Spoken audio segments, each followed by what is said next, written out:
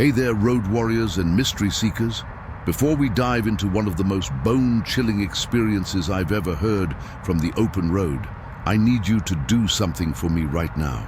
Hit that subscribe button because you're about to hear a story that'll make you question everything you thought you knew about those lonely stretches of highway at midnight. And listen, after you hear what happened to my buddy Jake Harrington on Interstate 44 during that storm 5 years ago, I want you to drop a comment telling me what state or country you're watching from, because I guarantee someone out there has seen something similar and just hasn't had the guts to talk about it yet. Trust me, folks, you're gonna want to stick around until the very end of this one, because the twist that's coming will absolutely blow your mind and change how you see every mile marker on America's highways forever. My name is Hank Dawson, and I've been collecting trucker stories for over 30 years now, riding shotgun with some of the most experienced drivers this country has ever seen. I've heard tales that would make your hair stand on end, stories that defy logic and challenge everything we think we know about the world. But nothing, and I mean absolutely nothing, prepared me for what Jake Harrington told me one cold November night at a truck stop outside of Springfield, Missouri. Jake wasn't the type to believe in anything he couldn't see, touch, or fix with a wrench. 23 years behind the wheel of an 18-wheeler had made him practical, skeptical, and tough as the steel rigs he drove. But that night, sitting across from me with his hands shaking around a cup of black coffee, I watched a grown man struggle to make sense of something that had shattered his entire understanding of reality. What started as a simple act of compassion during a violent thunderstorm turned into an encounter that would haunt him for the rest of his life and make him question whether the souls we lose on these highways ever truly leave them. Jake Harrington had seen just about every kind of weather Mother Nature could throw at a driver during his 23 years on the road, from blizzards in Montana that turned the world into a white void where you couldn't see 3 feet in front of your hood, to dust storms in Arizona that sandblasted paint right off your rig, to ice storms in the Midwest that transformed highways into skating rinks of twisted metal and shattered dreams. But something about the storm rolling in that October evening felt different in a way he couldn't quite put his finger on, like the atmosphere itself had changed its texture and weight. He was hauling a load of manufactured goods from Kansas City to Memphis, a route he'd driven so many times he could practically do it with his eyes closed, knowing every exit, every rest stop, every speed trap where the local deputies liked to sit and wait for trucks going even 5 miles over the limit. The weather reports that afternoon had mentioned scattered thunderstorms across southern Missouri, nothing particularly alarming for this time of year when fall systems collided with the last warm air masses pushing up from the Gulf of Mexico, creating atmospheric battlegrounds that could spawn anything from light rain to devastating tornadoes. Jake had checked his weather apps at the last fuel stop, seen the yellow and orange patches moving across the radar like slow-moving predators, and figured he'd probably drive through some rain, but nothing his rig couldn't handle with its weight and his experience. He'd driven through worse storms than what the meteorologists were predicting, had powered through conditions that would make civilian drivers pull over and wait it out, because that's what professional drivers did when they had schedules to keep and bills to pay. But as the sun started its descent toward the western horizon, painting the sky in shades of orange and purple that would have been beautiful under different circumstances, Jake noticed the clouds building to the south with unusual speed and density, stacking up like dark towers reaching toward the stratosphere, their edges lit from within by lightning that flickered like the thoughts of some angry god. The wind picked up suddenly, buffeting his trailer and making him grip the steering wheel a little tighter, feeling the weight shift as gusts hit the broad side of his rig like invisible fists trying to push him into the other lane. The temperature dropped 10 degrees in less than 15 minutes, according to his dashboard display, and the air coming through his vents took on that peculiar electric smell that always preceded serious weather, like ozone and copper and something else he could never quite identify. Interstate 44 stretched out before him like a ribbon of grey concrete, cutting through the rolling hills and dense forests of southern Missouri, a landscape that could be beautiful in daylight, but took on an ominous quality as the storm light turned everything the color of old bruises and deep water. Traffic had thinned out considerably as civilian drivers headed for shelter, leaving mostly commercial vehicles on the road, trucks like his whose drivers had miles to make and couldn't afford to lose hours sitting out weather that might last all night. Jake knew these roads intimately, knew that the next major town with good truck stops and repair facilities was still 47 miles ahead, and he calculated that he could probably make it there before the worst of the storm hit if he maintained his current speed and the weather held off for another 30 or 40 minutes. The CB radio crackled with voices of other drivers sharing information about the storm's progress, reporting on conditions ahead and behind, that constant flow of communication that created an invisible network of shared knowledge across the highways, a community of the road that looked out for each other because they understood that out here, in the vast spaces between cities, they were often all the help each other had. Jake listened to reports of heavy rain about 20 miles south, hail the size of golf balls near Rolla, and wind gusts strong enough to flip empty trailers near Lebanon, mentally mapping the storm's position and trajectory, trying to calculate whether he should push ahead or find a place to park and wait it out. Then the rain hit, and it didn't start gradually like normal storms do, with a few exploratory drops testing the ground before the main event arrives. This rain slammed into his windshield like someone had opened a fire hose directly above his truck, instantly reducing visibility to almost nothing despite his wipers running at maximum speed, creating a wall of water that turned the world beyond his headlights into an indistinct blur of gray and black. Jake immediately reduced his speed, his years of experience telling him that hydroplaning was a real danger now, that the highway surface would be slick with oil and rubber that had accumulated during dry weather and was now floating on top of the water, creating a treacherous layer of slippery soup that could send even a heavy rig into an uncontrolled slide. Lightning exploded across the sky in jagged branches that seemed to tear the darkness apart, followed almost immediately by thunder so loud it vibrated through the truck's frame and into Jake's chest, telling him that the storm was directly overhead now, that he was driving through the heart of something powerful and potentially deadly. His headlights carved tunnels through the rain that seemed to absorb the light rather than reflect it, and he focused on keeping his rig between the white lines that he could barely see, trusting his sense of the road's geometry and the occasional glimpse of lane markers to keep him centered. Other vehicles had disappeared completely now, either having pulled off to wait out the storm or far enough ahead or behind that their lights were invisible through the deluge. The wind increased to the point where Jake could feel his trailer starting to sway, despite its loaded weight, and he knew from experience that these were dangerous conditions, the kind that could flip an empty trailer or push even a heavy rig across lanes if the gusts hit from the right angle at the right moment. He considered pulling off at the next exit or onto the shoulder, but the shoulder on this stretch was narrow and soft, and he knew that stopping there risked getting rear-ended by another vehicle that couldn't see him through the rain, even with all his lights on and flashers running. The smart move was to keep rolling slowly until he reached either a proper rest area or an exit with a wide shoulder where he could park safely and wait for the storm to pass. Jake had just started looking for mile markers to figure out exactly where he was on this stretch of highway when his headlights caught something on the right shoulder ahead, something that didn't belong in this chaos of wind and rain and darkness, something that made him immediately start easing off the accelerator and moving toward the shoulder.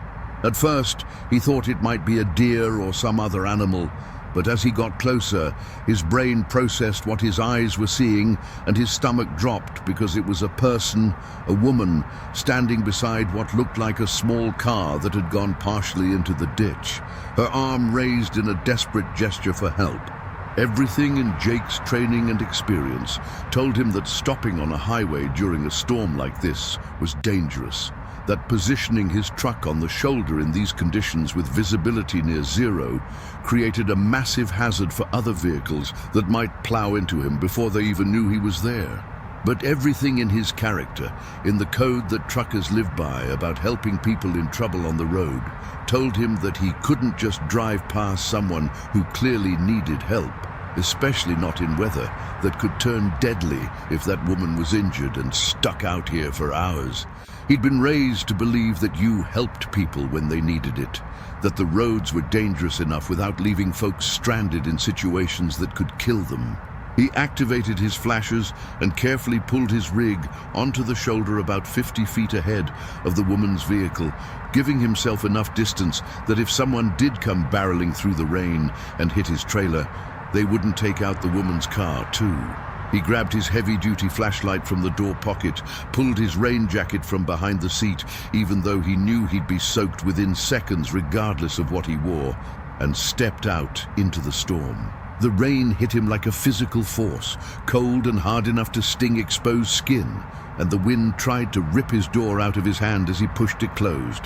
Lightning flashed overhead, turning the scene into a freeze frame of stark shadows and blinding light for just a moment, before plunging everything back into darkness, broken only by his flashlight beam and the red glow of his trailer lights. He moved carefully along the shoulder, his boots finding purchase on the gravel and wet pavement, his light sweeping across the scene and revealing more details with each step. The car was a small sedan, maybe 10 or 15 years old, its front end angled down into the shallow ditch beside the highway, steam or smoke rising from under the crumpled hood, where it had obviously hit something hard enough to stop it dead. The woman was standing beside the driver's door, and as Jake got closer, he could see that she was young, maybe mid-20s, with long dark hair plastered to her face and shoulders by the rain. She was wearing jeans and a light jacket that offered almost no protection against the weather, and she was holding her left arm against her body in a way that suggested injury. "Are you okay?"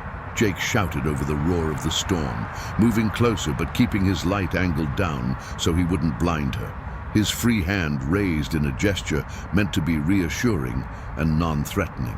"What happened here?" The woman looked at him with eyes that seemed too large in her pale face, eyes that held something Jake would later struggle to describe, something like fear, but also like relief and maybe something else, something deeper that he couldn't quite identify in that moment. "I crashed," she said, her voice surprisingly clear despite the storm, despite what must have been shock and pain from whatever injuries she'd sustained. "I need to get to a hospital. My arm, I think it's broken, and I hit my head pretty hard when I went into the ditch." Jake moved closer to examine the car, shining his light through the windows to see if there was anyone else inside, checking for additional victims, because accidents like this sometimes involved passengers who were hurt worse than the driver or who couldn't get out on their own. The interior was empty, except for a purse on the passenger seat and what looked like a small overnight bag in the back, and the damage to the front end looked bad, but not catastrophic. The kind of accident that happened when someone hit the brakes too hard on wet pavement and slid off the road into the ditch, clipping the drainage culvert or a hidden rock on the way down. "Did you call 911? He asked, turning back to the woman. "Did you get through to emergency services before I got here?" She shook her head, and Jake noticed that she was shivering violently now, her whole body trembling with what was probably a combination of shock, pain, and the cold rain that had soaked her completely through. "My phone," she said, gesturing vaguely toward the car. "It's not working. I can't get a signal out here, and I think the battery's dying anyway. I've been standing here for what feels like forever, watching cars drive past without stopping, and I was starting to think nobody was going to help me."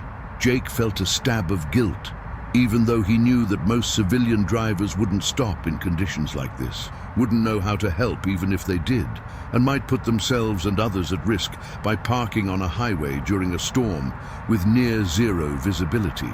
"Okay, listen," he said, making a decision that felt both absolutely right and vaguely unsettling in a way he couldn't explain. "We need to get you out of this weather and get you to a hospital to get that arm looked at and make sure you don't have a concussion from hitting your head. My truck's just up there on the shoulder. I'm going to help you walk to it, get you inside where it's warm and dry, and then I'll drive you to the nearest hospital. There's a good medical center in Lebanon, which is about 25 miles up the road, and we can get you there in maybe 30 or 40 minutes, depending on how bad this storm gets." The woman nodded, relief flooding across her face, and she took a step toward him, swaying slightly like her balance was off. Jake moved to her right side, the side where she wasn't clutching an injured arm, and let her lean against him as they started walking toward his truck, his light illuminating the path ahead, while his free arm steadied her against the wind that tried to push them both toward the highway.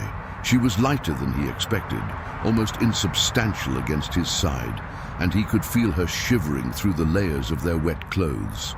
Lightning cracked overhead again, so close that the thunder arrived almost simultaneously, a boom that seemed to split the world in half, and in that moment of brilliant illumination, Jake saw his truck ahead looking like a refuge, like safety made solid and real against the chaos of the storm.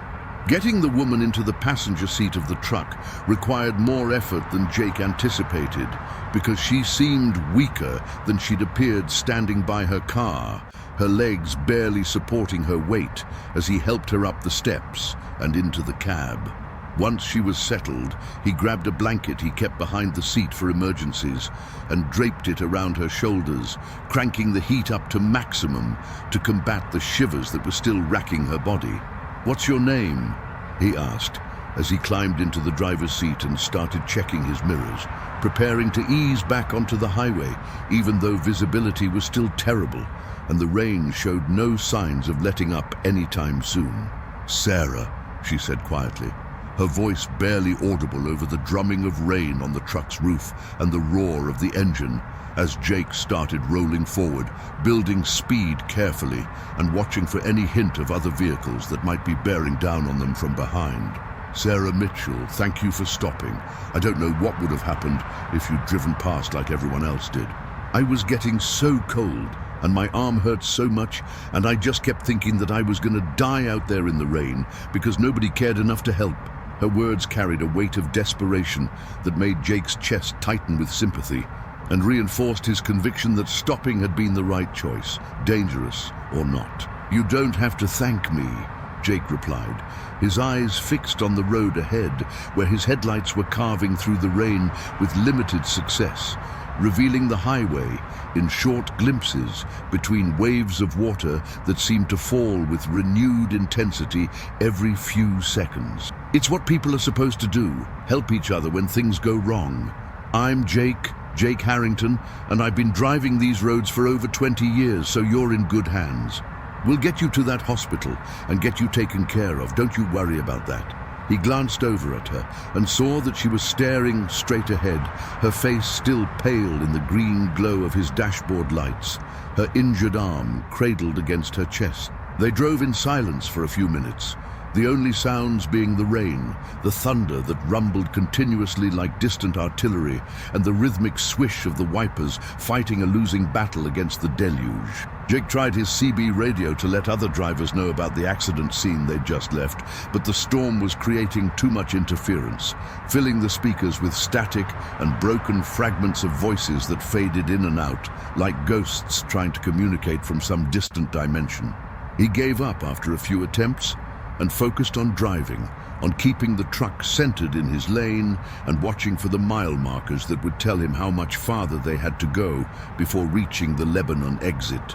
"This storm," Sarah said suddenly, her voice taking on a strange quality that Jake couldn't quite identify, something distant and hollow.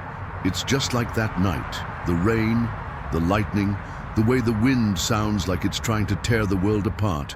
I remember thinking that the storm was going to kill me, that I wasn't going to make it through to the other side." Jake glanced at her again, confused by her words and the way she was staring out the windshield, like she was seeing something other than the rain-soaked highway stretching ahead of them. "What night are you talking about?" he asked, wondering if she was more seriously injured than he'd thought. If maybe she had a concussion that was affecting her thinking. Sarah didn't answer immediately, and when she did, her words sent the first cold finger of unease down Jake's spine, a sensation that had nothing to do with the weather or the dangerous driving conditions. 5 years ago, she said softly. October 12th, 5 years ago tonight. The storm was exactly like this, and I was driving to see my sister in Springfield because she'd just had a baby, and I wanted to meet my new nephew.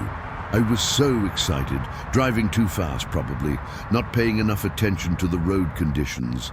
And then there was something in the road, I don't remember what, maybe a deer or a fallen branch, and I swerved to avoid it, and my car went into the ditch and everything went dark. Jake's hands tightened on the steering wheel as his mind processed what she'd just said.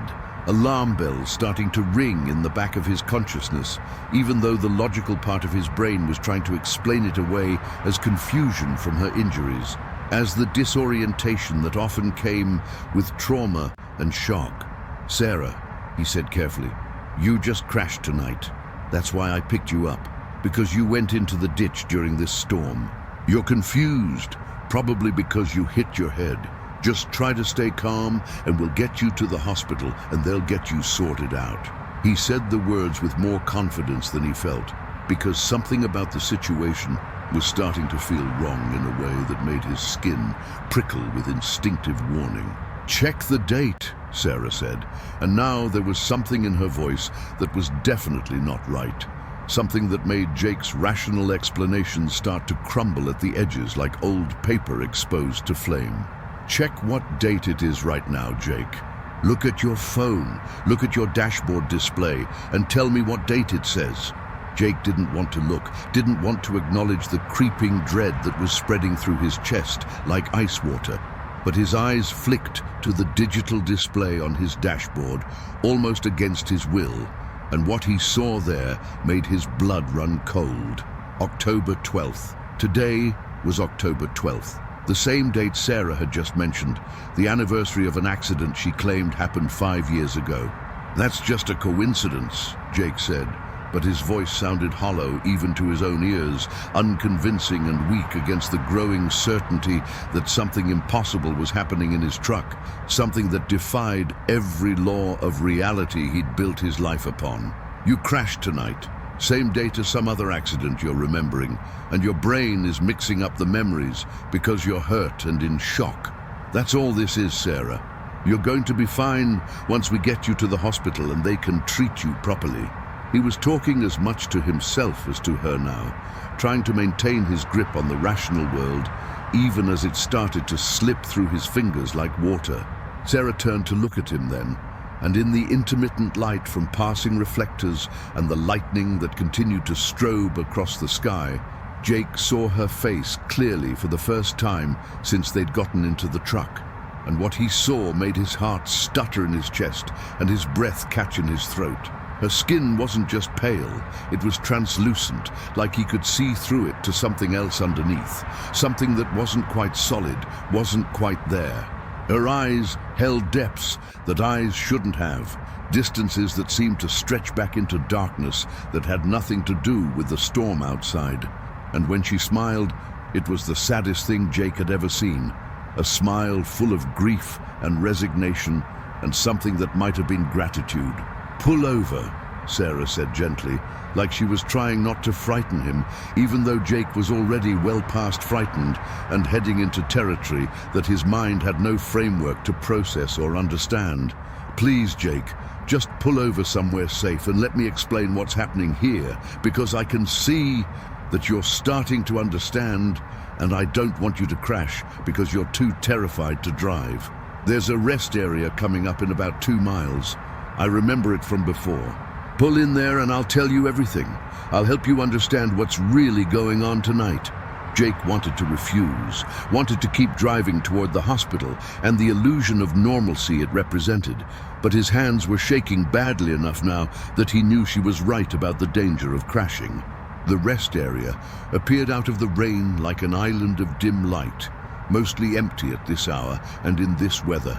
except for a couple of cars parked far from the main building and what might have been another truck at the far end of the lot, though it was hard to tell through the downpour.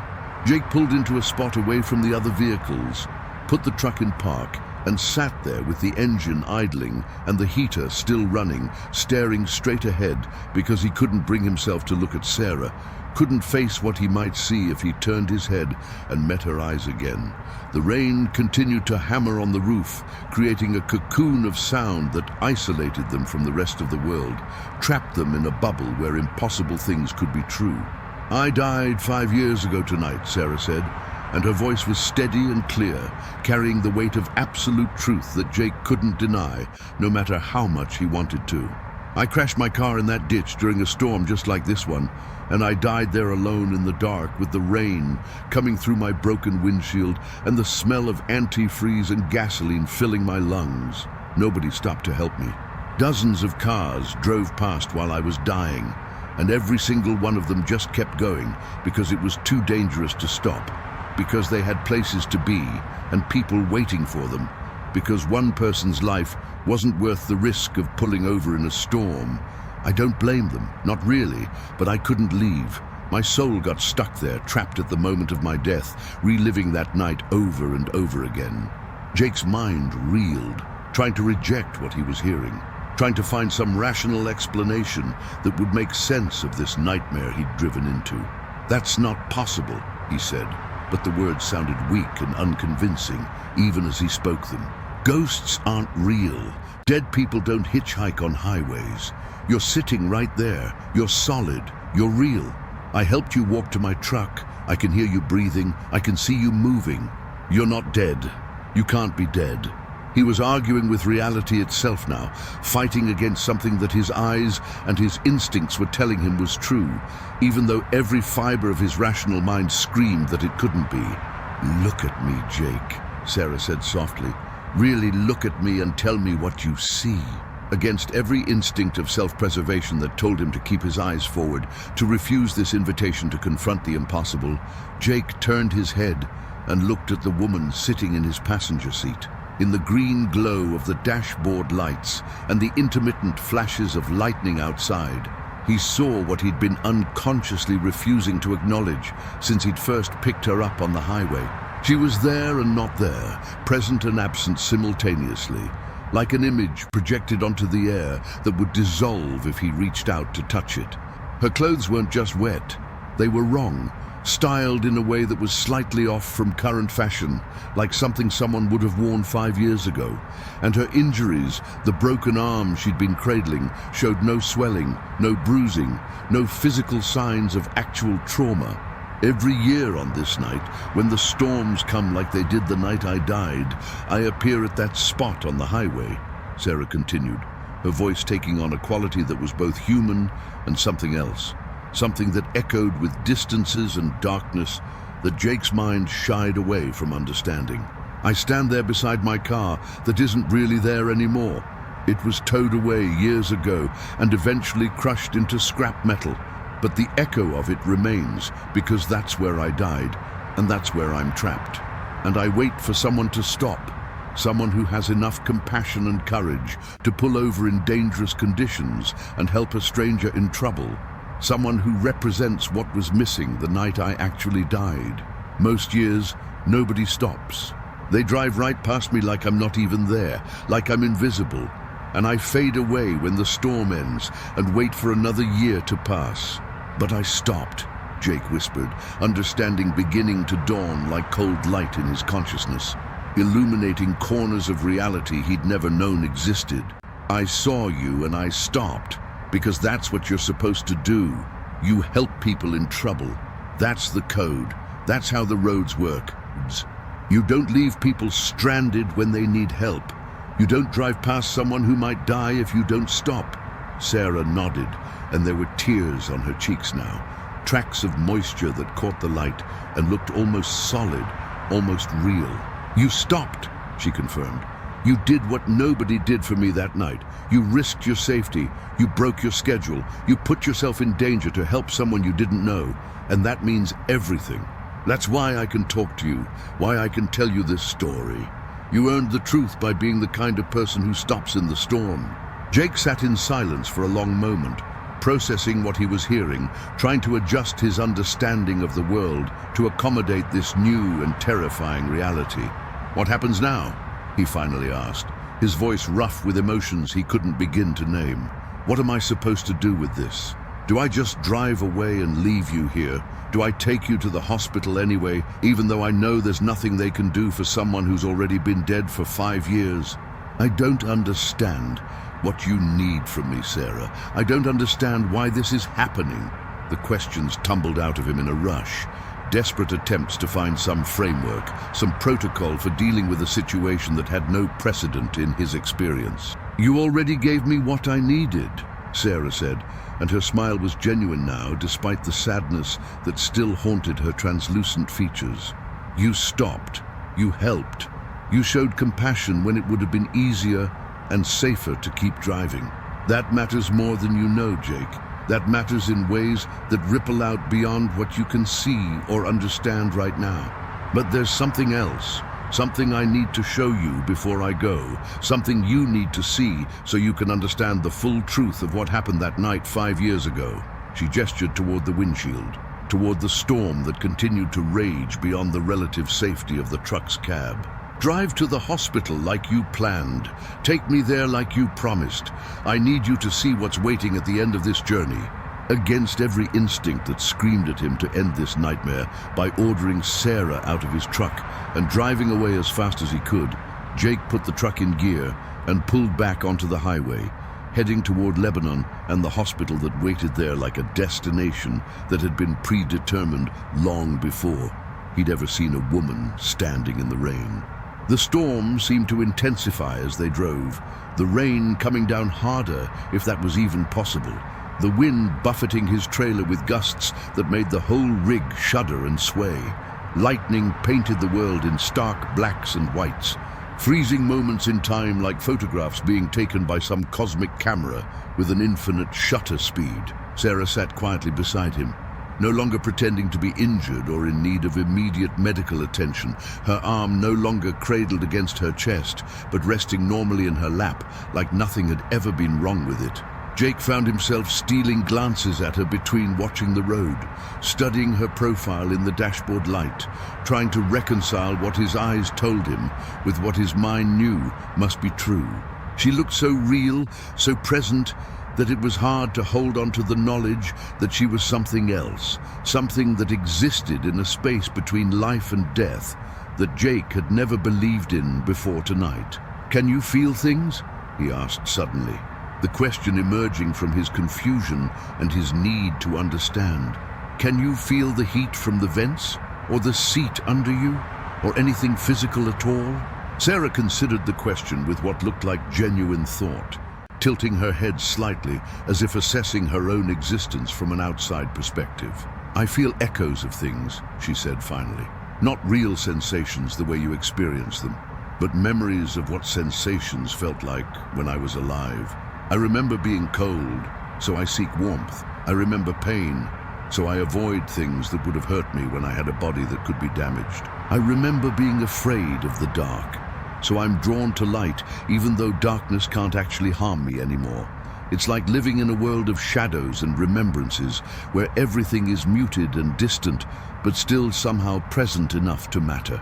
They passed a mile marker that indicated 15 miles to the Lebanon exit, and Jake realized that his heart was pounding hard enough that he could feel it in his throat, adrenaline flooding his system even though there was no physical danger he could fight or flee from, no enemy he could confront with his fists or his truck's weight and power. This was a different kind of danger, a threat to his sanity and his understanding of reality itself, and he had no tools to combat it except to keep driving and see where this impossible journey led. "Tell me about your life," he said, needing to hear her voice, needing to connect with her humanity if she still had any after 5 years of being trapped between worlds.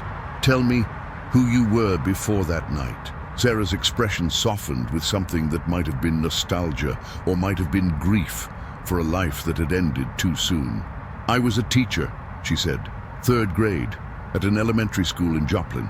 I loved my job, loved the kids and their energy, and the way they saw the world with such wonder and curiosity about everything. I had an apartment with 2 cats named Shadow and Whiskers, and I was dating a guy named Michael, who I thought I might marry someday, even though we'd only been together for 8 months, and were still figuring out if we were compatible long term. I liked to hike on weekends, and I was trying to learn to play guitar, even though I wasn't very good at it, and I volunteered at an animal shelter every other Saturday because I believed in giving back to the community. The ordinariness of her description hit Jake harder than the supernatural aspects of their encounter because it made her real in a way that transcended her current impossible existence. She'd been a person with a life and plans, and people who cared about her, not just a ghost story or a roadside apparition. "What happened to them?" he asked quietly. "Your cats, your boyfriend, your students. What happened to the life you left behind?" Sarah was silent for a moment, and when she spoke again, her voice carried the weight of losses that went beyond her own death. Ripples spreading out from the moment of impact that had ended her physical existence and changed countless other lives in ways she'd only been able to watch from her trapped perspective. "Shadow and Whiskers went to live with my sister, the one I was going to visit that night," Sarah said. "They lived good long lives with her family until they died of old age a couple of years ago. Michael mourned me for about 6 months, and then started dating someone else, and they got married and had 2 kids, and I'm glad he moved on because everyone deserves happiness, even if it means forgetting someone they lost. My students cried at the memorial service the school held for me, and some of them still remember me, I think, though I'm fading from their memories as they get older and new teachers take my place in their lives. My sister has never fully recovered from losing me. She still visits the accident site every year on this date and leaves flowers at the spot where I died, and her grief is like a beacon that I can feel even when I'm fading into nothing between these anniversary nights." Jake felt tears burning at the corners of his eyes. Grief for this woman he'd never known in life, but who had become heartbreakingly real to him in the confines of his truck during this storm-racked drive through the night. "I'm sorry," he said, the words inadequate but sincere. "I'm sorry you died alone, and I'm sorry nobody stopped to help you, and I'm sorry you've been trapped for 5 years reliving the worst night of your life over and over again. Nobody deserves that, Sarah. You deserved better than what happened to you." Sarah reached out as if to touch his arm in a gesture of comfort, but her hand stopped just short of making contact, hovering in the air between them, like she'd hit an invisible barrier that prevented her from truly connecting with the living world.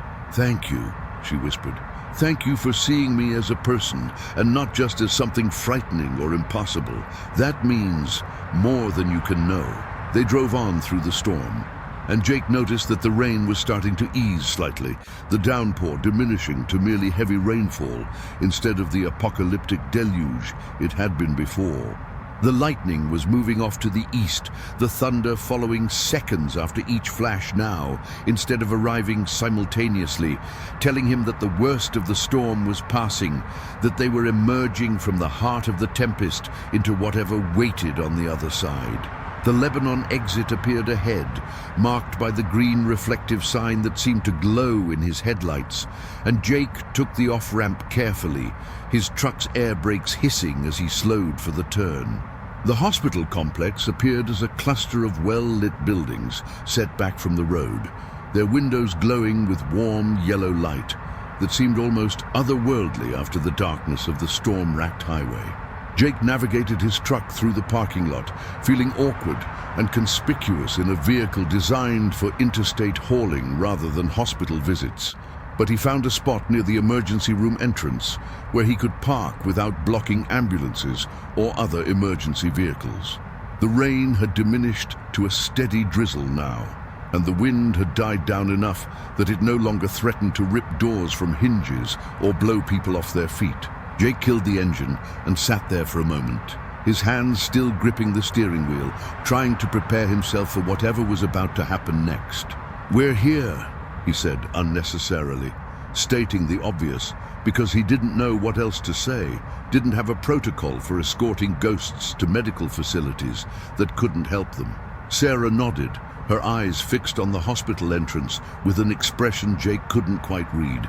Something between anticipation and dread, mixed with a determination that suggested she'd been waiting for this moment for a very long time. "Come inside with me," she said. "I need you to see what's waiting in there.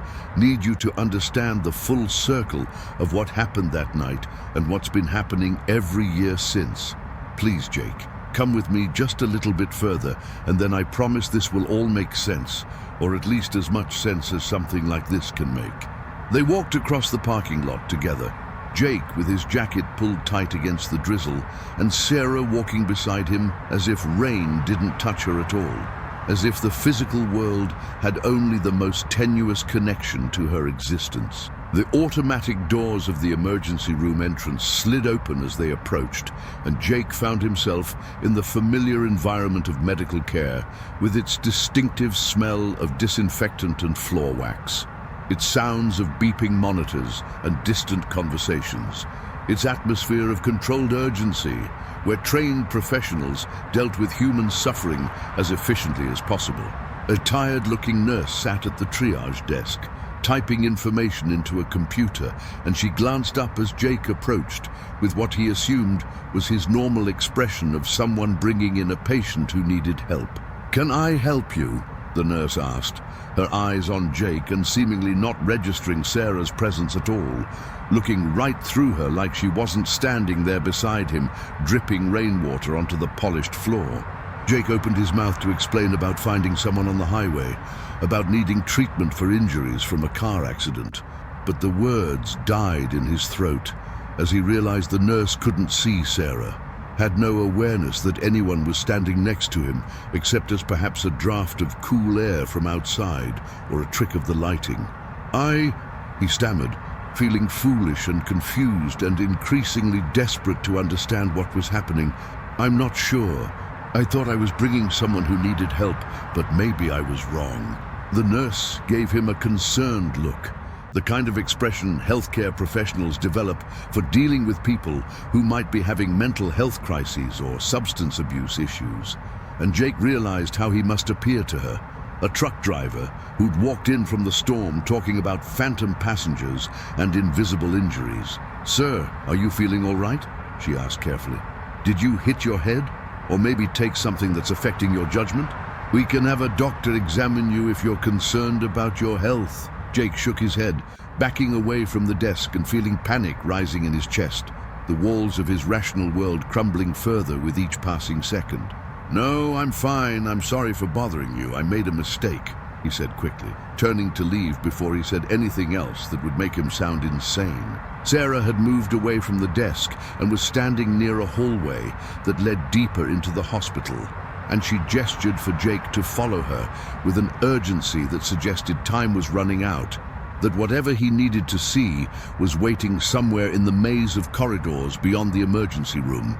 Jake followed, too far committed to this impossible journey to turn back now, too desperate for answers to abandon Sarah, even though every rational fiber of his being screamed at him to get back in his truck and drive away from this nightmare as fast as his engine could carry him. They walked down hallways lit with fluorescent brightness, past patient rooms and supply closets and nursing stations, Sarah leading with the confidence of someone who knew exactly where she was going. They turned a corner and emerged into a waiting area that was more comfortable than the emergency room, with cushioned chairs and potted plants, and a television mounted on the wall showing the late-night news with the sound muted. An older couple sat together holding hands, their faces drawn with worry and exhaustion, and a younger man paced back and forth near the windows, too agitated to sit still, his nervous energy filling the space like electricity. Sarah stopped in the doorway of this waiting area and pointed to a doorway at the far end that had a sign reading "Intensive Care Unit" with visiting hours and restrictions listed beneath it. "In there," she said quietly. "That's where you need to go. That's where the truth is waiting." Jake hesitated, fear and confusion warring with his desperate need to understand, but Sarah's expression was pleading and determined in equal measure, and he found himself crossing the waiting area toward the ICU entrance. The unit was quieter than the rest of the hospital, hushed and serious in the way that places dealing with critical care always are, where every sound is muted and every movement is careful and deliberate. A nurse at the central station looked up as Jake approached, and this time he didn't try to explain Sarah's presence, just asked, "Is there someone here named Sarah Mitchell? I'm trying to find information about someone by that name." The nurse's expression shifted from professional courtesy to confusion and something that might have been concern. "Sarah Mitchell," she repeated. "Can you tell me why you're looking for that patient?" Jake didn't have a good answer to the nurse's question because the truth was too insane to speak aloud in this environment of medical rationality and scientific certainty. So he improvised, saying the first thing that came to mind that might make sense to someone who couldn't see the ghost standing beside him. "I think I might have information about a relative of hers, about her family. I was told to come here and ask about her, that there might be someone here who needed to know something important." It was vague enough to be meaningless, but specific enough that the nurse couldn't immediately dismiss him as confused or dangerous. And after a moment of consideration, she picked up a phone and made a brief call, speaking in tones too low for Jake to hear clearly. A few minutes later, a doctor emerged from one of the patient rooms, a man in his 50s with grey hair and tired eyes that suggested he'd been working for too many hours without adequate rest. He approached Jake with the cautious demeanor of someone who'd learned to be skeptical of unexpected visitors showing up in the ICU, asking questions about patients. "I'm Dr. Harrison," he said, extending a hand that Jake shook automatically. "The nurse said you're asking about Sarah Mitchell. Can you tell me what your relationship is to the patient and why you're here at this hour?" Jake felt Sarah's presence beside him like a physical pressure, urging him forward into whatever revelation waited beyond this conversation. "I don't have a relationship with her," Jake admitted, deciding that some version of the truth was the only way forward, even if he couldn't reveal all of it. "I'm a truck driver, and I picked up someone on the highway tonight during the storm, and I ended up here, and I was told to ask about Sarah Mitchell. I know that probably doesn't make much sense, Doctor, but I'm trying to understand something that happened tonight, something I can't quite explain. Is there really a patient here by that name?" Dr. Harrison studied Jake for a long moment, clearly trying to decide whether this stranger represented a threat or simply a confused Good Samaritan who'd somehow gotten mixed up in a situation beyond his understanding. "There is a patient here named Sarah Mitchell," the doctor said slowly, "but I'm confused about how you would know that or why you would be asking about her at this particular time. She's been in our ICU for several days now in critical condition, and we've been very careful about restricting information about her case to family members only because of the sensitive nature of her injuries and the privacy concerns involved. So I need you to help me understand how you came to be here asking about her when you say you have no relationship to her and you're just a truck driver passing through." Jake felt his world tilting further off its axis, confusion piling on top of impossibility in ways that made no sense at all. "Wait," Jake said, his mind racing to process this information that contradicted everything Sarah had told him about dying 5 years ago, about being a ghost trapped at the moment of her death. "You're saying Sarah Mitchell is alive? She's a patient here right now, tonight. Not someone who died 5 years ago, but someone who's in this hospital being treated for injuries." Dr. Harrison's expression shifted from caution to genuine concern now, clearly worried that Jake might be having some kind of mental health crisis or dangerous delusion that could pose a risk to his patient or staff. "Sarah Mitchell was brought in 4 days ago after a serious car accident," he explained carefully. "She's been in a coma since her arrival, and her condition is critical but stable. She has not been dead for 5 years. I don't know where you got that information, but it's completely incorrect." Jake turned to look at Sarah, needing confirmation or explanation, or something that would make this impossible situation make even the slightest bit of sense. But Sarah was no longer standing beside him in the hallway where she'd been moments before. She had moved to stand in front of one of the ICU room windows, looking through the glass at something Jake couldn't see from his position, and her expression was one of profound sadness, mixed with something that might have been hope or might have been resignation to an inevitable outcome. "What room is she in?" Jake asked Dr. Harrison, though he already knew the answer from watching where Sarah stood. "Which room is Sarah Mitchell in right now?"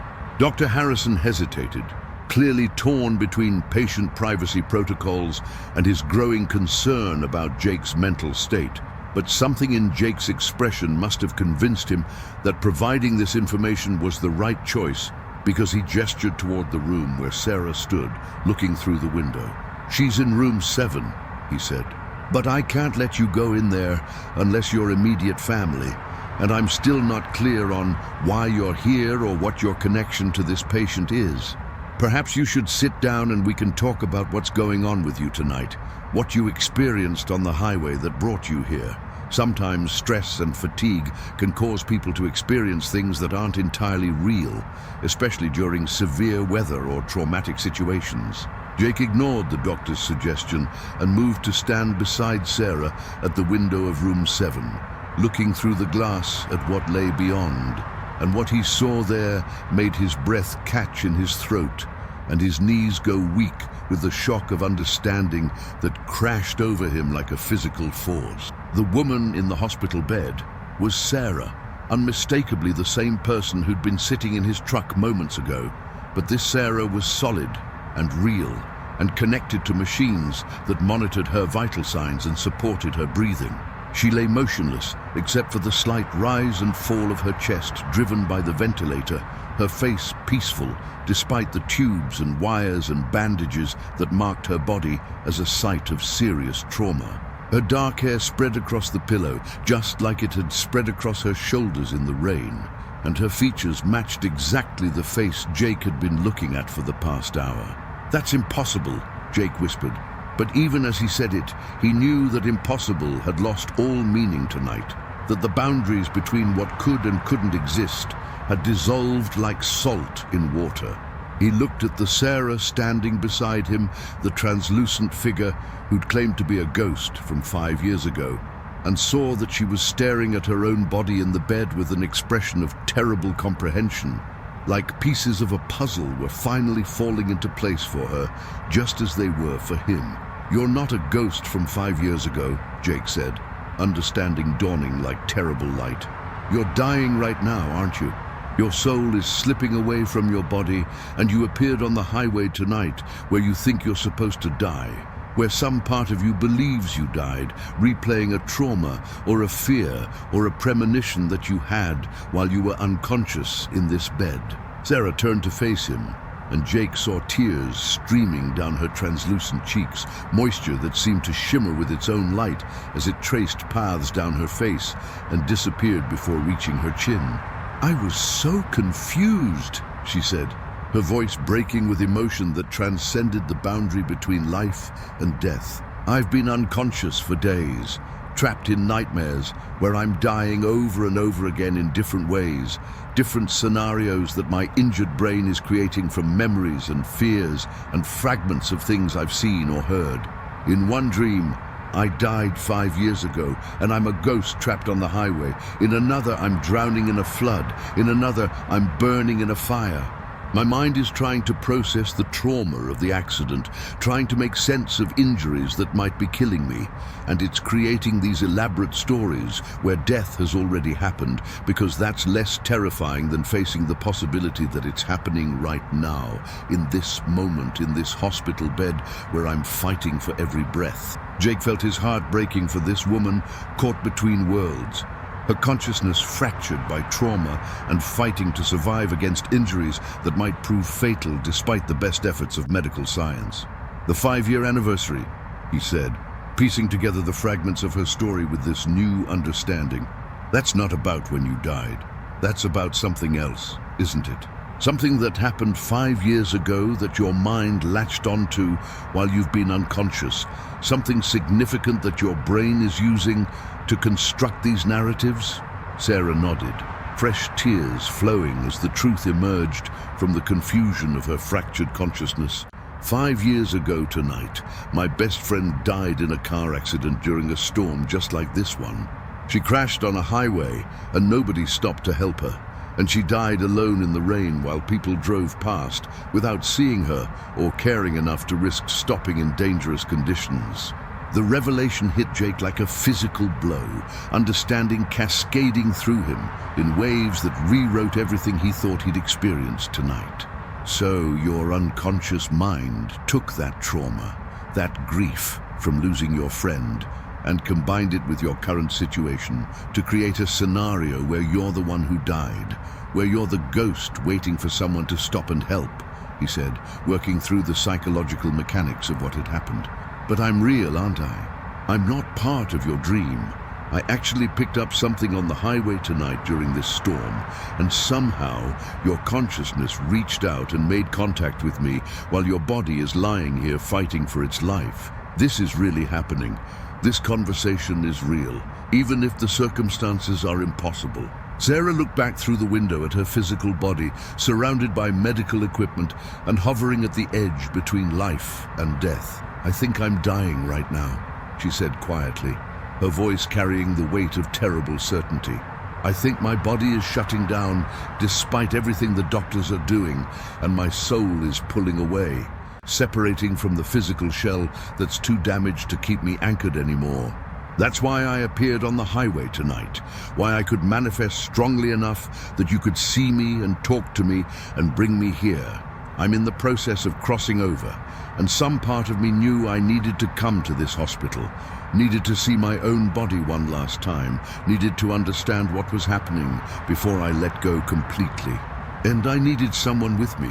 Someone kind and compassionate who would stop to help a stranger, someone who could bear witness to this moment and maybe help me understand what it all means. Dr. Harrison had been standing a respectful distance away, watching Jake talk to apparently empty air with growing concern. But now he approached again, his professional demeanor giving way to genuine worry for Jake's well-being. "Sir, I really think you should come with me and sit down somewhere quiet," he said gently, using the tone medical professionals employ with people experiencing psychological distress. "You've clearly been through something traumatic tonight, and you're not making complete sense. Let me have someone examine you, make sure you're not injured or suffering from shock or hypothermia from being out in that storm. Whatever you think is happening here, I can assure you that it's not real in the way you believe it to be." Jake wanted to argue, wanted to explain that he was experiencing something beyond the doctor's materialistic understanding of reality. But before he could speak, alarms began sounding from room 7, urgent electronic beeping that brought nurses running from all directions. Through the window, Jake saw Sarah's physical body beginning to convulse, the monitors showing readings that even his untrained eye could recognize as critical, as a system in the process of catastrophic failure. Dr. Harrison immediately turned away from Jake and rushed into the room, joining the medical team that was already working to stabilize their patient, calling out orders and adjustments in the shorthand language of emergency medicine that Jake couldn't fully understand but recognized as desperate measures to save a life slipping away. The translucent Sarah standing beside Jake grabbed his hand, and he felt it this time, felt the contact even though her touch was cold as winter water and seemed to draw heat from his skin, like she was pulling life energy from him to maintain her manifestation. "It's happening," she said, her voice steady despite the fear Jake could see in her eyes. "My body is dying and I'm being pulled away, and I need you to do something for me, Jake. I need you to make me a promise before I go.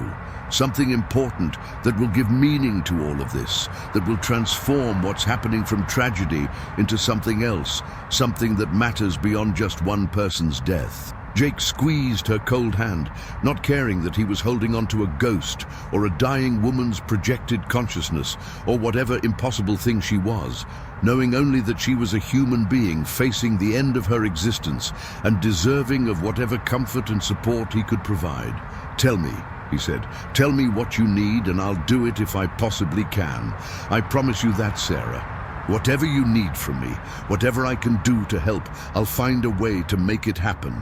Through the window, he could see the medical team working frantically on Sarah's body, compressions and medications, and desperate interventions that were fighting a losing battle against injuries too severe for even modern medicine to overcome.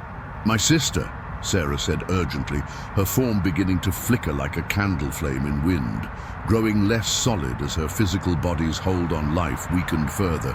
"Her name is Jennifer Mitchell, and she lives in Springfield, and she's been destroyed by grief ever since my accident 4 days ago. She blames herself because I was coming to visit her when I crashed, was bringing her a birthday present and looking forward to seeing her, and now she thinks my death is her fault because I was on that highway because of her. Find her and tell her what happened tonight. Tell her that I appeared to you on the highway and that I wasn't afraid at the end, that I wasn't alone because you were with me, and that she needs to let go of the guilt because none of this was her fault. Tell her I forgive her for everything and nothing, because there's nothing to forgive, and I want her to live her life fully and find happiness without being haunted by my death." Jake memorized every word, committing it to memory with the intensity of someone receiving a sacred trust, knowing that this message was perhaps the most important thing he would ever carry in his life. "I'll find her," he promised. "I'll tell her everything you said, and I'll make sure she knows that you weren't alone at the end, that someone stopped to help you even if it couldn't save your body. It saved you from dying alone and afraid.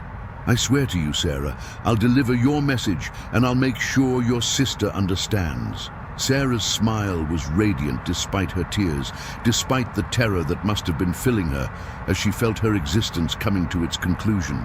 "Thank you," she whispered. "Thank you for stopping on the highway tonight. Thank you for being the kind of person who helps strangers in the storm.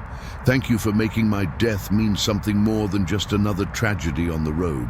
Through the window of room 7, Jake watched as the medical team stepped back from Sarah's body, their movements slowing from frantic urgency to defeated resignation as Dr. Harrison called the time of death in a voice heavy with professional grief. The monitors that had been screaming alarms went quiet as someone silenced them, leaving only the soft sounds of medical equipment being disconnected and the quiet conversations of nurses who had done everything possible and still lost their patient. Sarah Mitchell's physical body lay still on the bed, no longer struggling for breath, no longer fighting against injuries that had proven too severe to survive. The soul that had animated that flesh for 28 years was standing beside Jake in the hallway, watching her own death with an expression of profound sadness mixed with something that might have been relief that the struggle was finally over. "I can feel it pulling me," Sarah said, her voice growing fainter as her form became increasingly translucent, starting to fade like morning mist when the sun rises and burns it away. "There's something else, somewhere else, calling to me now that my body has released me. I can see light ahead, warm and welcoming, and I can hear voices of people I've lost, my grandmother and my grandfather and my friend who died 5 years ago tonight. They're waiting for me, ready to help me cross over to whatever comes next. I'm not afraid anymore, Jake. I thought I would be terrified when this moment came, but instead I feel peaceful, like I'm finally going home after a long journey through difficult territory." Jake felt tears running down his own cheeks now.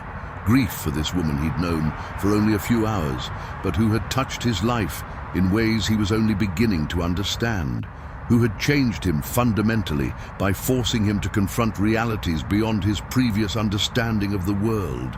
"Go toward the light," he said, the words feeling inadequate but sincere. "Go find your peace, Sarah. You've earned your rest after fighting so hard to survive these past few days. And don't worry about your sister. I'll take care of delivering your message. I'll make sure she knows you loved her and that you want her to let go of the guilt and live her life. That's my promise to you, and I keep my promises." Sarah reached up as if to touch his face, but her hand passed through him now like smoke, no longer substantial enough to make contact with the physical world, even in the limited way she'd been able to before. "You're a good man," Jake Harrington, she said, her voice barely a whisper now, fading like an echo in a vast empty space. The world needs more people like you. People who stop to help strangers in the storm. People who show compassion when it would be easier to keep driving and pretend they didn't see someone in trouble. Promise me you'll keep being that person, that you won't let tonight make you afraid of helping others. Because your kindness tonight gave me comfort in my final moments, and that's a gift beyond measure. I promise, Jake said, choking on the words through his tears. I'll keep stopping for people who need help. I'll keep being the driver who pulls over in dangerous weather and offers assistance to strangers. That's who I am. And tonight has only reinforced that, shown me that sometimes helping people means more than just fixing a flat tire or calling a tow truck. Sometimes it means being present for someone at the most important moment of their existence, bearing witness to their crossing from this world to the next.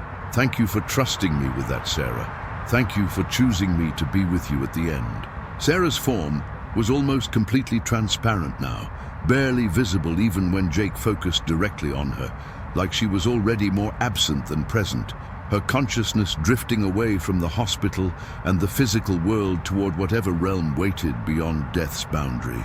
"Tell my sister one more thing," she said, her voice so faint Jake had to strain to hear it over the hospital sounds around them. "Tell her that death isn't the end, that consciousness continues in some form beyond the physical, and that I'll be watching over her even if she can't see me. Tell her to look for signs, for moments of unexpected beauty or impossible coincidence, for feelings of warmth and love that seem to come from nowhere. That will be me, reaching back across the divide to remind her that she's not alone, that I'm still with her in ways that matter, even if I can't be physically present anymore."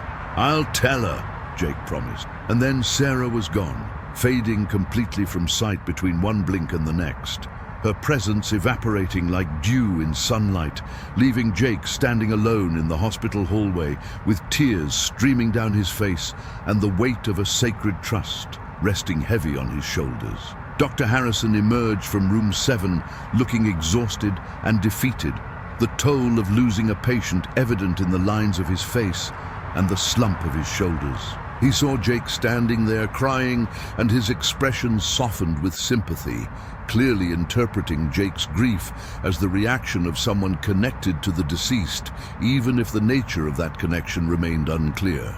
"I'm sorry," the doctor said quietly, approaching Jake with the careful compassion of someone who delivered bad news as part of his profession, but never became completely numb to the pain it caused.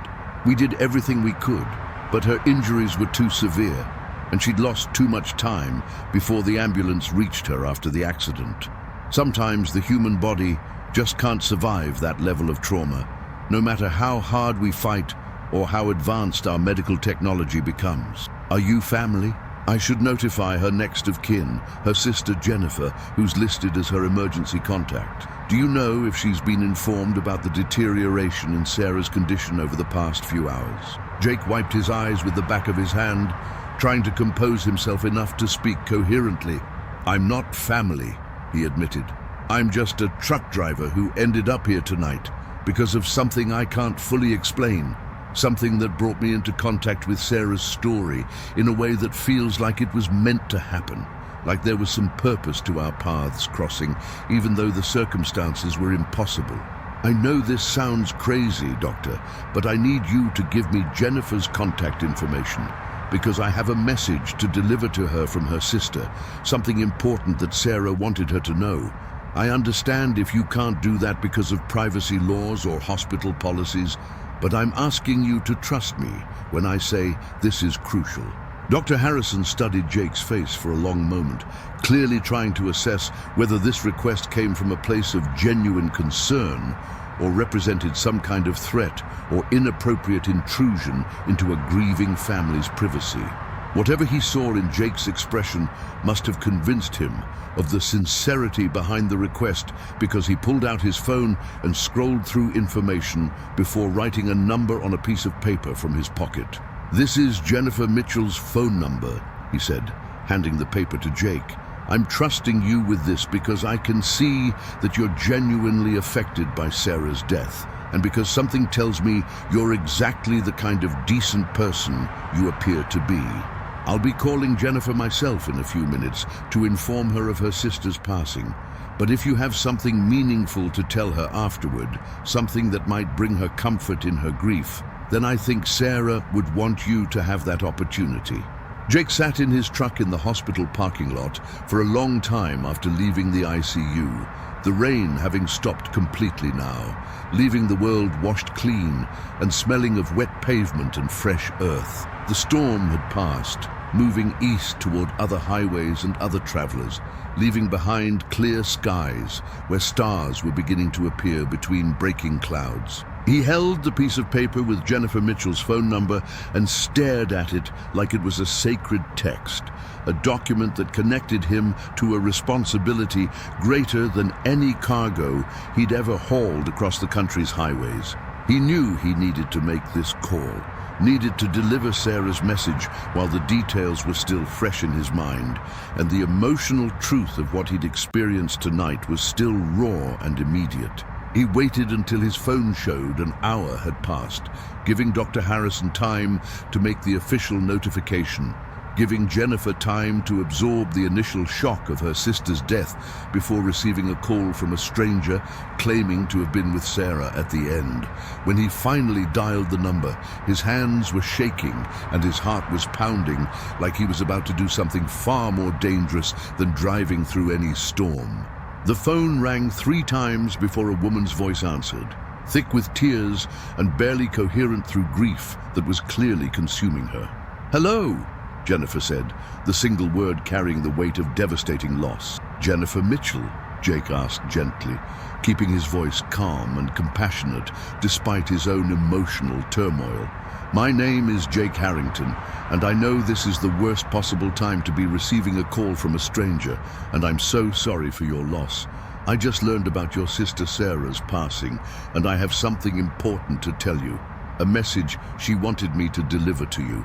I know this probably sounds insane, but I need you to listen to what I have to say, because I promised Sarah I would find you and tell you this, and I keep my promises no matter how impossible they seem." There was silence on the other end of the line for several long seconds, and Jake could hear Jennifer's ragged breathing and the sound of her crying, struggling to compose herself enough to respond to this unexpected call. "How did you know my sister?" she finally asked, confusion cutting through her grief. "Were you at the hospital? Are you one of the doctors or nurses who treated her? I don't understand how you could have a message from her when she's been unconscious since the accident 4 days ago. This doesn't make any sense, and I don't know if I can handle more confusion and mystery on top of everything else I'm dealing with right now." Jake took a deep breath and began telling the story, starting with finding someone on the highway during the storm, driving that person to the hospital, discovering the impossible truth about who she was and what was happening. He laid out the entire experience in careful detail, knowing how insane it sounded, but trusting that the specificity and emotional truth of what he described would carry weight beyond rational explanation. He told Jennifer about the conversations he'd had with Sarah's spirit or consciousness, or whatever part of her had manifested during those final hours, about her memories of being a teacher and having cats and dating someone named Michael. Details that only someone with genuine connection to Sarah could know. "That's impossible," Jennifer whispered. But Jake could hear in her voice that she was starting to believe him despite the impossibility, that the details he was sharing were too accurate and too personal to be fabricated by a stranger. Those are things only Sarah would know. Private details about her life that weren't in newspaper articles about the accident or in her social media profiles. How could you possibly know about Shadow and Whiskers, about Michael, about her job teaching 3rd grade? Unless you're telling me the truth about somehow connecting with her consciousness while she was dying, which is crazy, but I don't know what else would explain how you know these things. "She wanted me to tell you specific things," Jake continued, his voice thick with emotion as he delivered the message he'd promised to carry. She said you've been destroyed by grief and guilt because she was coming to visit you when the accident happened. That you blame yourself for her death because she was on that highway because of you. But she wants you to know that none of this is your fault. That she doesn't blame you for anything, that there's nothing to forgive because loving someone and wanting to see them isn't a crime or a sin. She was happy to be coming to visit you, excited to see you, and what happened was just a terrible accident that nobody could have prevented or predicted. Jennifer was sobbing openly now, and Jake could hear the sound of her grief pouring out through the phone connection. Years of guilt and self-recrimination being released by permission from the person whose forgiveness mattered most. I've been telling myself it was my fault, she choked out between sobs. I've been thinking that if I hadn't asked her to come, if I hadn't wanted to celebrate my birthday with her, she'd still be alive. I've been carrying that guilt like a weight crushing my chest, making it hard to breathe, hard to function, hard to imagine ever being happy again. But hearing that she wanted me to let it go, that she didn't blame me, that's like having a boulder lifted off my shoulders, even though it doesn't bring her back. There's more, Jake said gently. She told me to tell you that she wasn't alone at the end, that I was with her when she passed, that she had comfort and companionship in her final moments, instead of dying isolated and afraid. She wanted you to know that death wasn't the end, that her consciousness continues in some form beyond the physical, and that she'll be watching over you even though you can't see her. She said to look for signs, for moments of unexpected beauty or impossible coincidence, for feelings of warmth and love that seem to come from nowhere. That will be her reaching back across the divide to remind you that you're not alone, that she's still with you in ways that matter. The silence that followed was different from before, filled not with grief alone, but with something that might have been hope or comfort or the beginning of healing.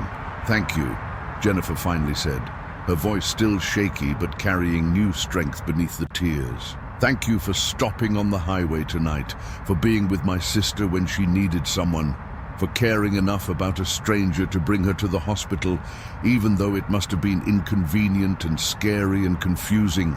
Thank you for keeping your promise to deliver this message, even though calling me must have been difficult, and you probably questioned whether I'd believe you or think you were crazy.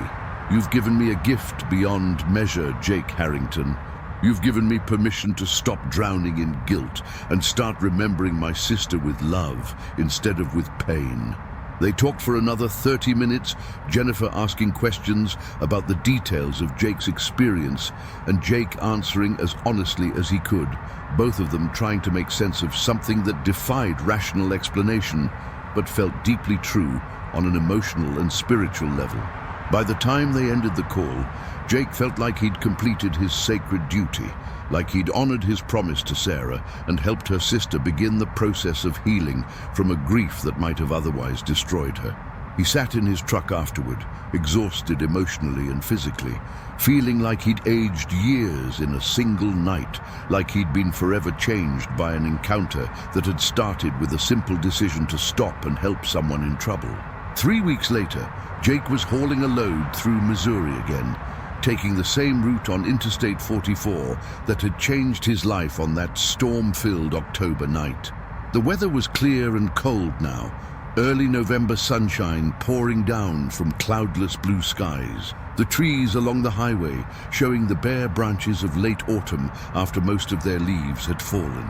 He approached the spot where he'd first seen Sarah standing beside her wrecked car, and his heart rate increased despite the beautiful weather and safe driving conditions, some part of him half expecting to see her there again, to discover that the whole experience had been the beginning of a recurring haunting rather than a one-time encounter.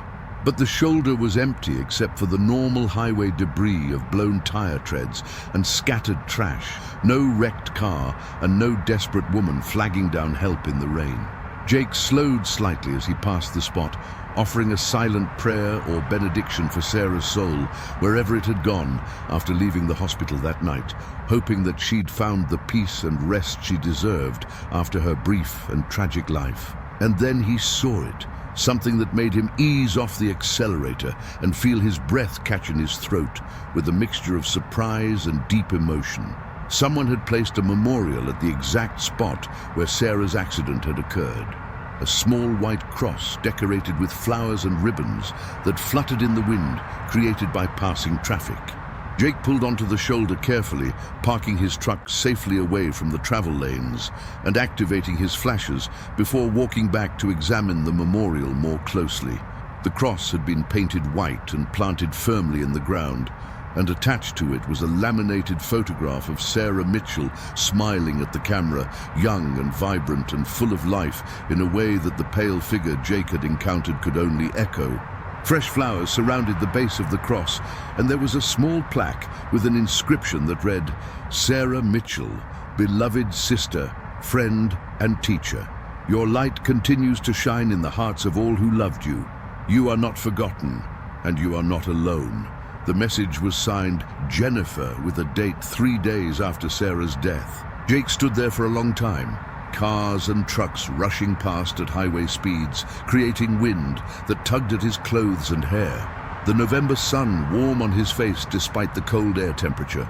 He thought about the strange journey that had brought him to this spot, about the impossible night when a dying woman's consciousness had reached out and connected with him, enlisting his help to deliver comfort to a grieving sister and to ensure that her passing had meaning beyond simple tragedy. He thought about all the times he'd driven past accident sites and memorials without stopping, without truly considering the lives represented by those small markers beside the road, the stories and losses and grief compressed into symbols that most travelers barely noticed. A car pulled up behind Jake's truck and a woman got out, and even before she started walking toward him, Jake knew who she was from the family resemblance to Sarah visible in her features and the way she moved. Jennifer Mitchell approached the memorial carrying a fresh bouquet of flowers, and when she saw Jake standing there, recognition flashed across her face, even though they'd never met in person, connected only by a phone conversation and a shared experience of the impossible. "Jake?" she asked, her voice uncertain but hopeful. "Jake Harrington? Is that really you?" "It's me," Jake confirmed, extending his hand, which Jennifer immediately took, and then pulled him into an unexpected hug that spoke of gratitude and grief and connection forged through extraordinary circumstances. "I was just passing through on my regular route, and I saw the memorial and had to stop. I've been thinking about Sarah a lot since that night, wondering if what I experienced was real, or if I somehow imagined the whole thing, or had some kind of hallucination from stress and fatigue. Seeing you here makes it real again, grounds it in a way that helps me believe my own memories." "It was real," Jennifer said firmly, releasing the hug, but keeping hold of one of Jake's hands like she needed the physical connection to ground herself as well.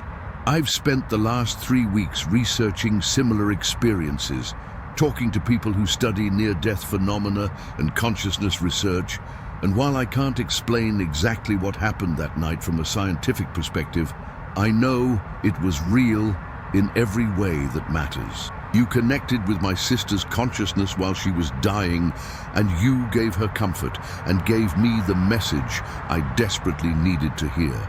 That's real, Jake, regardless of whether it fits into conventional understanding of how the world works." They stood together beside Sarah's memorial, two strangers brought together by tragedy and mystery, sharing a moment of quiet remembrance for a woman who had touched both their lives in profound ways. Jennifer replaced the older flowers with the fresh ones she'd brought, adjusting the photograph and cleaning the plaque with a cloth she'd brought for that purpose, tending to this roadside shrine with the devotion of someone for whom this ritual had become a way of processing grief and maintaining connection with the dead. "I come here every week," she explained. "I bring fresh flowers and I talk to her, tell her about what's happening in my life, about my struggles and my small victories.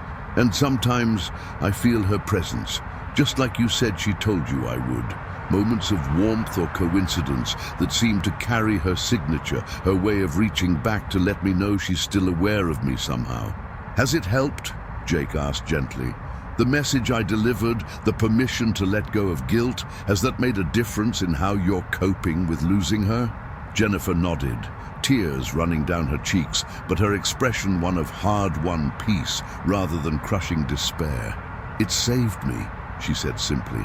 I was drowning in guilt and self-blame, convinced that I'd killed my sister by asking her to visit me, spiraling into depression so deep I couldn't see any way out. But your message, hearing that Sarah didn't blame me and wanted me to let go of the guilt and live my life fully, that gave me permission to start healing instead of destroying myself with recrimination.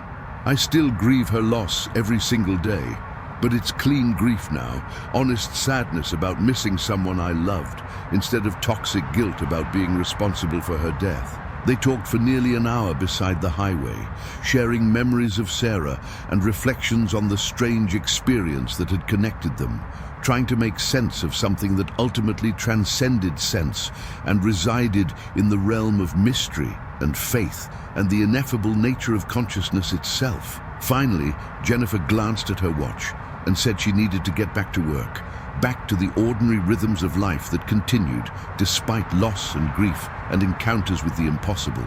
"Thank you again," she said, hugging Jake one more time. "Thank you for being the kind of person who stops in the storm, who helps strangers even when it's dangerous or inconvenient, who keeps promises even when they're difficult to fulfill. The world needs more people like you, Jake Harrington." Jake returned to his truck feeling lighter somehow, like delivering Sarah's message and meeting Jennifer had completed a circle that had been opened that October night during the storm.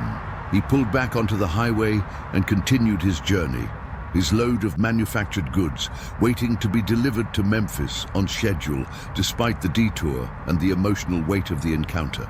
As he drove, he thought about all the highways he'd traveled in, his 23 years behind the wheel, all the miles he'd logged, and all the storms he'd driven through, and all the people he'd helped along the way. This job had always been about more than just moving freight from one place to another. It had been about being part of a community of the road, about looking out for each other in the vast spaces between cities where help could be scarce and danger could be immediate. He thought about Sarah's request that he continue being the kind of person who stops to help others, that he not let the strange and frightening aspects of that night make him afraid of showing compassion to strangers in need. And he realized that the experience had actually strengthened his commitment to that code rather than weakening it, had shown him that sometimes the help people needed went beyond mechanical assistance or phone calls to emergency services. Sometimes it meant being present for someone at the most vulnerable moment of their existence, bearing witness to their humanity and their struggle and their crossing from one state of being to another. That was sacred work, whether it happened on a highway shoulder during a thunderstorm or in a hospital ICU at the moment of death, and Jake felt honored to have been chosen for it. 6 months later, Jake received a letter forwarded through the trucking company he worked for. And when he opened it, he found a note from Jennifer, along with a photograph. The note explained that she'd started a charitable foundation in Sarah's name to provide emergency roadside assistance and support for accident victims, particularly in rural areas where help could be slow to arrive. The foundation trained volunteers to safely stop and assist stranded motorists, to provide first aid while waiting for emergency services, and to ensure that nobody had to die alone on the highway because everyone was too afraid or too busy to stop. The photograph showed the first emergency response vehicle purchased by the foundation, painted with Sarah's smiling face and the words "Highway Angel" in letters large enough to see from a distance. Jake hung the photograph on the wall of his truck's cab, where he could see it every day while driving, a reminder of the night that had changed his understanding of reality and reinforced his commitment to helping others, regardless of the circumstances or the personal risk involved. And sometimes, on stormy October nights when the rain hammered down and the lightning split the sky and the wind tried to push his rig across the lanes, Jake thought he could feel Sarah's presence riding shotgun beside him, a warm and peaceful energy that seemed to whisper that he was never truly alone on these roads. that the spirits of all the highway angels who had died trying to help others watched over drivers who continued that tradition of compassion and courage. It was a comforting thought. Whether it was literally true or just a psychological construct his mind had created to process an experience that defied conventional understanding. And Jake held onto it like a talisman against the darkness and the dangers of the endless highways that were both his workplace and his home. Years passed, and Jake continued driving, accumulating miles and stories and encounters with people whose lives intersected with his in brief but meaningful ways. He stopped for countless stranded motorists, helped change hundreds of tires, called emergency services for dozens of accidents, and always remembered the October night when he'd picked up a dying woman's spirit on a rain-soaked highway and carried her to her final destination. That experience had taught him that reality was far stranger and more wonderful than the materialistic worldview he'd grown up with allowed, that consciousness and compassion could transcend the boundaries between life and death, and that sometimes the most important cargo a driver could carry wasn't freight but hope, comfort and messages of love that needed to be delivered regardless of how impossible the circumstances seemed. And whenever he passed Sarah's memorial on Interstate 44, he slowed slightly and offered a silent prayer of gratitude for the gift she'd given him that night. The gift of understanding that helping others was never a burden, but always an honor, a sacred trust that connected all travelers on the roads of life and death, a covenant written in compassion and sealed with the simple but profound act of stopping when someone needed help, even in the middle of the storm.